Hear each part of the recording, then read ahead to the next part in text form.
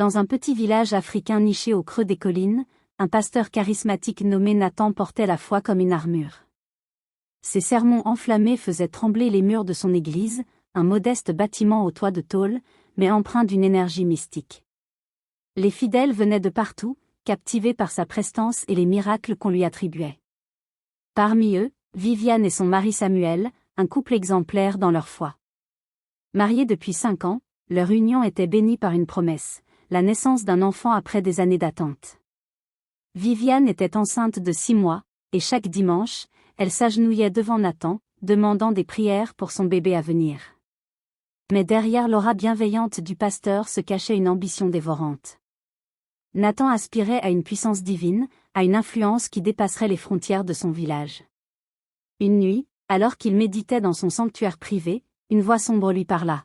« Pour que ton étoile brille, un sacrifice est nécessaire. » Il hésita. L'idée d'un sacrifice humain était inimaginable, mais la promesse de gloire était irrésistible. Nathan errait dans son bureau, son esprit tourmenté par la proposition de la voix obscure. Chaque mot résonnait comme une cloche d'église dans sa tête. Le prix à payer pour la puissance qu'il désirait n'était pas seulement grand, il était inhumain. Pourtant, la promesse de grandeur, d'influence et de miracles dépassant toute imagination le tentait au-delà de ce qu'il aurait cru possible. Il passa des jours à méditer sur la question, à évaluer ses options. Il observa ses fidèles pendant les offices, ses yeux scrutant chaque visage. Qui pouvait être choisi? Il se persuada que l'élu devait être une personne d'une foi inébranlable, une âme pure. C'est ainsi que ses pensées s'arrêtèrent sur Viviane. Viviane était l'une des figures les plus dévouées de l'Église. Depuis son adolescence, elle avait été une participante active des activités paroissiales, impliquée dans tout, des chorales aux collectes de fonds pour les nécessiteux. Son sourire rayonnant et sa bienveillance naturelle faisaient d'elle un modèle pour tous les jeunes. Elle incarnait la dévotion. Son mari, Samuel, n'était pas en reste. Homme calme et réfléchi, il soutenait Viviane dans tout ce qu'elle entreprenait. Leur relation semblait bénie, une preuve vivante de la force de l'amour et de la foi. Leur récent miracle, la grossesse tant attendue de Viviane, avait renforcé leur place au sein de la communauté. Pour Nathan, Viviane était la candidate idéale. Son sacrifice serait non seulement un symbole de foi totale, mais également un gage d'obéissance au pacte. Toutefois, il savait qu'approcher Viviane et Samuel avec cette idée serait délicat. Il devait les manipuler pour qu'ils acceptent sans hésiter. Un soir, après un culte particulièrement émouvant, Nathan demanda à Viviane et Samuel de rester pour une discussion privée. Il les conduisit à son bureau, un espace modeste mais imposant, avec des crucifix accrochés au mur et des livres sacrés empilés sur une grande table en bois massif. « Mes enfants, asseyez-vous, dit-il avec un sourire chaleureux. Ils s'exécutèrent, Viviane posant doucement une main protectrice sur son ventre arrondi. « Je ressens une grande joie chaque fois que je vous vois ensemble, » commença Nathan. « Votre foi, votre amour mutuel, c'est un exemple pour toute l'Église. » Viviane rougit légèrement, tandis que Samuel répondit avec humilité. « Tout ce que nous faisons, pasteur, c'est pour la gloire de Dieu. » Nathan hocha la tête, son sourire s'élargissant. « Justement. Vous êtes choisi. » Viviane fronça les sourcils, surprise. « Choisi? Que voulez-vous dire, pasteur? » Le Seigneur m'a parlé dans une vision. Il m'a révélé que votre couple est béni au-delà de ce que vous pouvez imaginer. Mais avec une telle bénédiction vient une responsabilité. Les 2 époux échangèrent un regard intrigué. Nathan continua, ses paroles soigneusement pesées. Votre enfant à naître portera une destinée spéciale, mais cette destinée doit être protégée. Un acte de foi, un rituel spécial est nécessaire pour éloigner les forces obscures qui pourraient s'opposer à la volonté divine. Viviane se redressa sur sa chaise, ses yeux brillants d'émotion. Nous ferons tout ce qui est demandé, pasteur. Tout pour la sécurité de notre enfant. Nathan esquissa un sourire, dissimulant sa satisfaction. Très bien. Mais cet acte exige une grande discrétion. Vous devez garder cette mission secrète. Personne d'autre ne doit savoir. Samuel, bien que respectueux, sentit une pointe d'inquiétude. Qu'est-ce que cela implique exactement? Nathan posa une main rassurante sur son épaule. rien qui ne soit au-delà de vos capacités. Tout ce que je demande, c'est de venir à l'église à minuit dans 3 jours. Nous tiendrons une veillée spéciale pour sanctifier votre enfant et votre famille. Ce sera un moment de prière et de communion spirituelle. Viviane acquiesça immédiatement. Nous serons là. Merci de nous guider, pasteur. Samuel, bien que toujours sceptique, ne put refuser. L'aura d'autorité de Nathan le poussa à mettre de côté ses doutes. Après leur départ, Nathan se retrouva seul dans son bureau. Il se laissa tomber dans son fauteuil, tremblant légèrement. Il n'avait jamais menti avec autant d'aplomb. Ses mains, moites, s'agrippèrent au bras du fauteuil. « Seigneur, pardonne-moi » murmura-t-il, même s'il savait que c'était une autre force, bien moins divine, qu'il servait désormais. Pendant ce temps, Viviane et Samuel rentraient chez eux, pleins d'espoir et d'excitation. Viviane, toujours optimiste, voyait cela comme un signe que leur foi était récompensée. Elle passa les jours suivants à prier intensément, parlant à son enfant à naître et lui promettant un avenir radieux. Samuel, quant à lui, se sentait de plus en plus nerveux. Quelque chose dans le ton de Nathan l'avait perturbé, mais il n'osait pas en parler à Viviane. Sa femme semblait si heureuse, si confiante en cette cérémonie à venir. Il ne voulait pas briser son enthousiasme. Les 3 jours passèrent lentement. La nuit de la veillée spéciale arriva. Viviane, vêtue d'une robe blanche immaculée, semblait lumineuse, presque angélique. Samuel l'accompagna, toujours silencieux mais déterminé à être à ses côtés quoi qu'il arrive. La nuit était d'un calme inquiétant. Pas un souffle de vent, pas un bruit d'animaux nocturnes, comme si la nature elle-même retenait son souffle. Ils arrivèrent à l'église à minuit. L'église, illuminée uniquement par des bougies disposées en cercle, dégageait une ambiance mystique. Viviane et Samuel franchirent la porte principale, main dans la main, accueillis par la voix grave et apaisante du pasteur Nathan et son sourire bienveillant. « Soyez les bienvenus, mes enfants. Ce soir est une nuit sacrée, nous accomplirons un acte sacré. Vous avez été choisis pour un dessein divin. » Viviane et Samuel s'agenouillèrent devant l'autel, les mains jointes. La cérémonie commença, et Nathan entonna des prières en langue, des chants qui semblaient venir d'une autre époque. Viviane, transportée par l'émotion, ne remarqua pas l'étrange lueur dans les yeux du pasteur. Samuel, lui, sentait une tension dans l'air. Une tension qu'il ne pouvait pas expliquer, mais qui lui glaçait le sang. L'intérieur de l'église avait été transformé. L'autel habituel avait été recouvert d'un drap rouge, et des motifs étranges, tracés à la craie, entouraient sa base. Au centre, une table basse en bois, ornée de cierges et de fleurs fanées, donnait une impression solennelle mais inquiétante. Nathan leva les bras, ses larges manches flottant comme des ailes d'un corbeau. « Avant que nous commencions, prions ensemble. Implorons la protection du Tout-Puissant. » Les époux s'agenouillèrent, obéissant. Nathan entama une prière dans une langue inconnue. Les mots roulaient sur sa langue, gutturaux et mélodieux, emplis d'une énergie qu'aucun d'eux ne pouvait comprendre. Viviane, les yeux fermés, répétait silencieusement ses propres prières, remerciant Dieu pour la bénédiction de sa grossesse et la chance d'avoir un mari aimant comme Samuel. Mais ce dernier, les sourcils froncés, ressentait une étrange dissonance. Les mots de Nathan ne ressemblaient à rien de ce qu'il avait entendu dans les cérémonies précédentes. « Pasteur, murmura-t-il, interrompant l'incantation. Que signifie cette prière ? Je ne reconnais pas ces mots. » Nathan ouvrit les yeux, un éclat glacial traversant son regard avant qu'il ne reprenne son sourire chaleureux. « Samuel, il s'agit d'un langage spirituel, une langue céleste révélée au prophète. Fais-moi confiance, mon fils. Tout cela est pour votre bien. » Samuel hocha la tête, bien qu'intérieurement, le malaise grandissait en lui. Nathan se dirigea vers l'autel, ses gestes lents et calculés. Il sortit un encensoir en cuivre, qu'il fit osciller doucement, remplissant l'église d'une fumée épaisse et âcre. L'odeur était envoûtante, mais elle fit tousser Samuel, dont l'instinct de méfiance s'éveillait davantage. « Viviane, ma fille, » dit Nathan en se tournant vers elle. « Approche-toi de l'autel. C'est ton moment de communion avec le divin. » Viviane, confiante, se leva et s'avança, ses mains posées sur son ventre comme pour protéger son enfant. Samuel se leva pour l'accompagner, mais Nathan leva la main pour l'arrêter. Non, Samuel. Cela doit être fait en solitaire. C'est un acte de foi personnel. Reste ici et prie pour elle. Samuel hésita, mais Viviane lui adressa un sourire rassurant avant de se diriger vers l'autel. Elle s'agenouilla devant Nathan, levant les yeux vers lui comme si elle attendait une bénédiction. Nathan sortit un flacon d'huile qu'il versa sur les cheveux de Viviane, traçant des symboles incompréhensibles sur son front.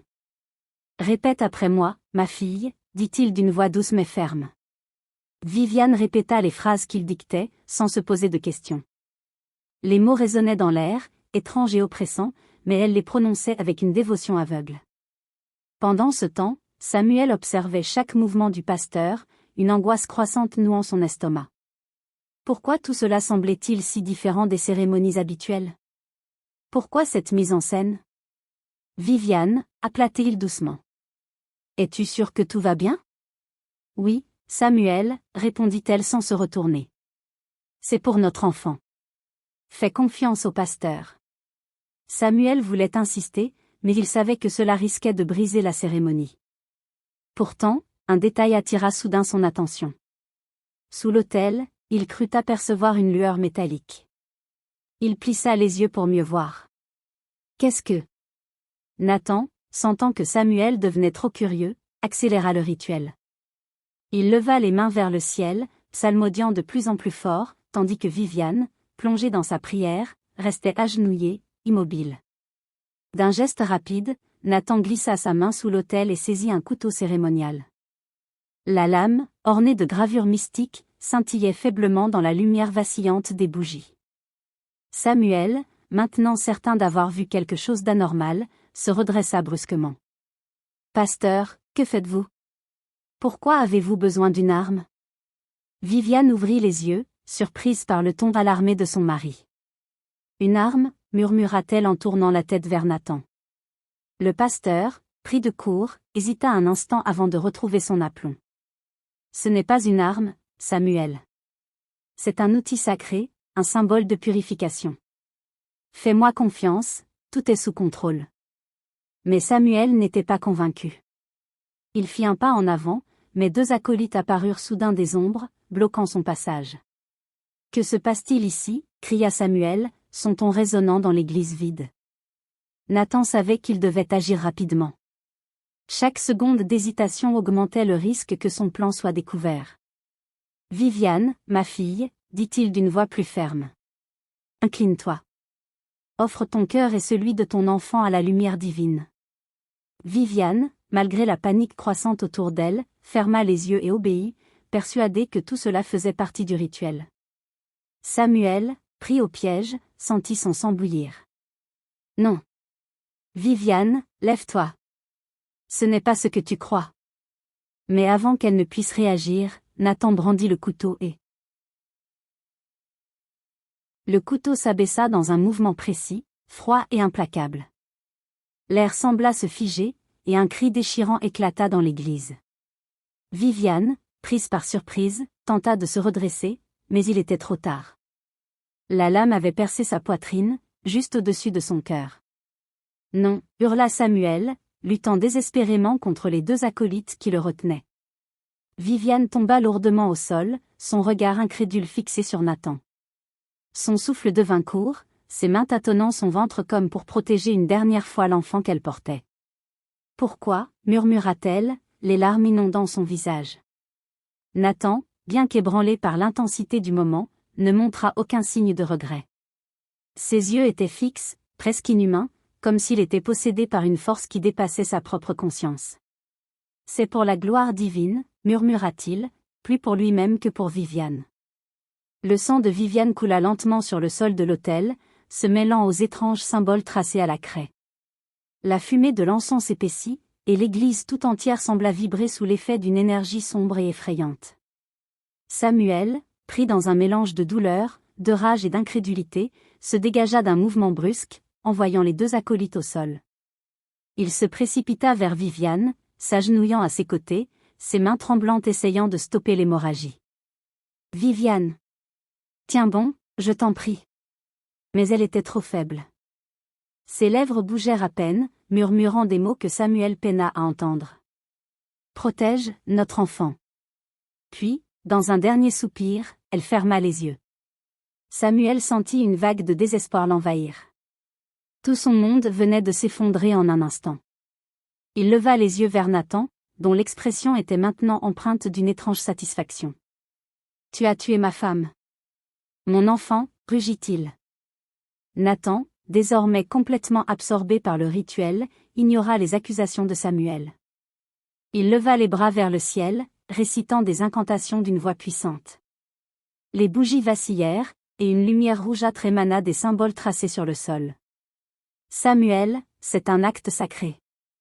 Ne t'interpose pas dans la volonté divine, » cria Nathan, son regard désormais illuminé d'une folie incontrôlable. Mais Samuel n'écoutait plus. Il se redressa, ses poings serrés, ses yeux injectés de larmes et de colère. L'atmosphère dans l'église changea soudain. Une onde de choc invisible traversa la pièce, faisant trembler les murs et renversant quelques bougies. Les prières de Nathan atteignirent un sommet, et une silhouette sombre apparut derrière lui, floue et menaçante. C'était comme si l'ombre elle-même avait pris vie, se dressant au-dessus de Nathan. Une voix gutturale, glaciale, remplit l'air. « Tu as tenu ta promesse, serviteur. Ta puissance sera décuplée. » Nathan, le visage rayonnant de triomphe, s'agenouilla devant l'apparition. Il ne semblait plus se soucier de Samuel, ni même de Viviane, dont le sang continuait de couler sur le sol. Samuel, quant à lui, était paralysé par la vision. L'ombre le fixa un instant, et il sentit une terreur indicible s'emparer de lui. Mais au-delà de cette peur, un sentiment plus fort émergea, le désir de vengeance.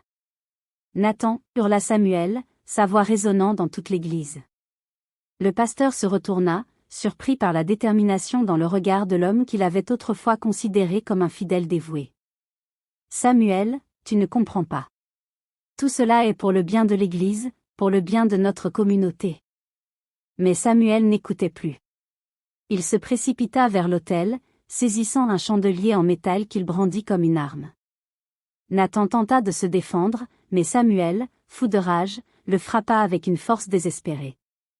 Le chandelier heurta la tête de Nathan, le faisant chuter lourdement au sol. La silhouette sombre derrière Nathan sembla vaciller un instant, comme si elle était perturbée par l'interruption soudaine du rituel. « Tu oses défier le pacte » gronda la voix gutturale. Samuel, bien qu'effrayé, se redressa, le chandelier toujours en main. « Je n'ai rien à perdre. Vous m'avez tout pris. » La silhouette sombre sembla rire, un son terrifiant qui fit écho dans toute l'église. Puis, dans un éclat de lumière rouge, elle disparut, laissant derrière elle une odeur de soufre et de cendre. Nathan, étourdi mais toujours vivant, tenta de se relever. Son visage était couvert de sang, mais ses yeux brillaient d'une lueur surnaturelle. « Samuel, tu as détruit le rituel.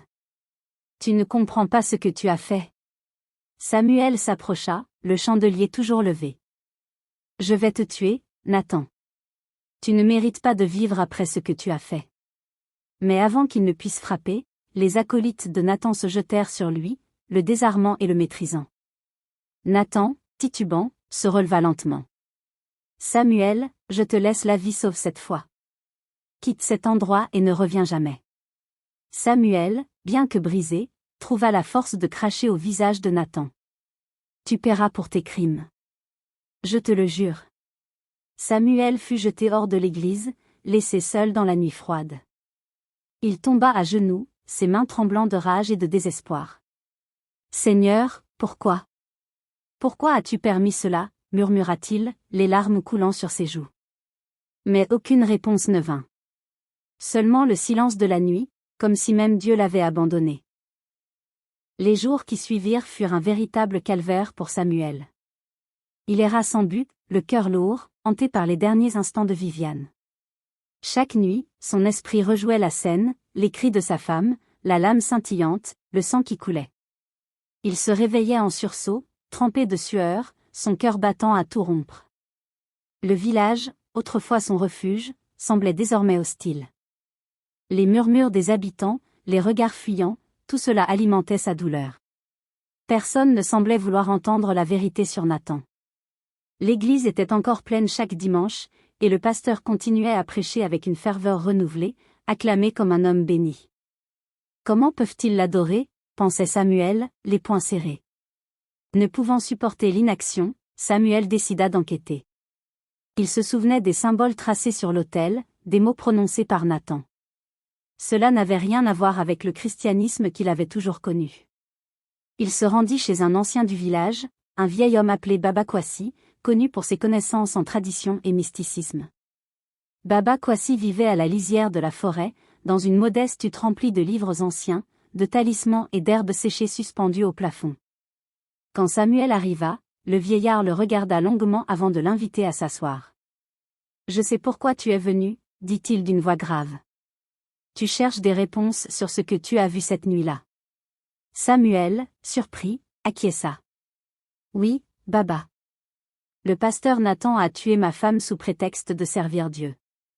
Mais ce qu'il faisait, ce n'était pas de Dieu. » Baba Kwasi hocha lentement la tête. « Ce que tu as décrit, Samuel, ressemble à un rituel de pacte. Il s'agit de sacrifices humains destinés à invoquer des forces obscures en échange de pouvoir ou de richesse. Les symboles que tu as vus sont anciens, issus d'une magie interdite. » Samuel sentit un frisson lui parcourir l'échine. « Alors Nathan a pactisé avec le diable ? » »« Pas exactement, » répondit Baba Kwasi. « Ce n'est pas Lucifer, mais une entité inférieure, un esprit avide de sang et de désespoir. Nathan a ouvert une porte qu'il ne pourra peut-être jamais refermer. » Les paroles de Baba Kwasi réveillèrent une flamme en Samuel. Sa douleur, bien que toujours présente, se transforma lentement en une volonté de justice. « Que puis-je faire, Baba ? Je ne peux pas laisser cet homme continuer à tuer des innocents. Il doit payer. » Le vieil homme resta silencieux un moment, ses yeux fixant Samuel avec intensité. « Ce chemin est dangereux, mon fils. Si tu veux défier Nathan et l'entité qu'il sert, tu devras être prêt à sacrifier bien plus que ta colère. Ta foi sera mise à l'épreuve, et tu devras puiser dans une force que tu ignores encore. » Samuel se redressa, déterminé. « J'ai déjà tout perdu. S'il faut me sacrifier pour protéger les autres, alors qu'il en soit ainsi. » Baba Kwasi soupira, voyant la résolution dans les yeux de l'homme. « Très bien. Alors, je t'aiderai. » Pendant plusieurs semaines, Samuel resta chez Baba Kwasi. Le vieil homme lui enseigna les rudiments des anciennes protections, des prières oubliées et des rituels capables de contrer les forces obscures. Mais ces enseignements n'étaient pas sans coût. Samuel devait affronter ses propres démons intérieurs. Il passa des nuits entières à prier, à méditer, à lutter contre les visions horribles de Viviane et de leur enfant qu'il n'avait jamais connu. Chaque échec le plongeait davantage dans la souffrance, mais il se relevait à chaque fois, poussé par une haine farouche envers Nathan. Un jour, Baba Kwasi lui tendit un talisman en forme de croix, sculpté dans un bois noirci. Ce talisman te protégera des attaques directes de l'entité. Mais souviens-toi, ta véritable force ne viendra pas de cet objet, mais de ta foi et de ton courage. Samuel serra le talisman dans sa main, sentant une chaleur réconfortante se diffuser en lui. Quand il quitta finalement la hutte de Baba Kwasi, Samuel n'était plus l'homme brisé qui était arrivé des semaines plus tôt. Ses épaules étaient droites, son regard dur, et sa détermination inébranlable. Il n'avait qu'un objectif en tête, retourner au village et démasquer Nathan pour le monstre qu'il était. Mais il savait que ce ne serait pas facile. Nathan avait une emprise sur les villageois, et son pouvoir spirituel, bien que corrompu, était immense. Samuel serra les poings. « Je suis prêt, Viviane. Je vais te venger, toi et notre enfant. Et je ne m'arrêterai pas tant que justice ne sera pas rendue. » Avec ces mots, il reprit la route vers le village, la croix noire autour du cou, prêt à affronter l'ombre qui avait pris tout ce qu'il aimait. Les rues, habituellement animées, étaient étrangement calmes, comme si le silence même était un présage de ce qui allait se passer. Chaque pas qu'il faisait semblait résonner dans l'air lourd. Le poids du talisman autour de son cou lui rappelait qu'il n'était pas seul, que quelque chose de plus grand que lui l'accompagnait dans sa quête de justice. Il marcha droit vers l'église, sa silhouette se fondant dans l'obscurité. Depuis l'extérieur, il pouvait entendre les chants s'élever, des voix ferventes mêlées à des prières passionnées.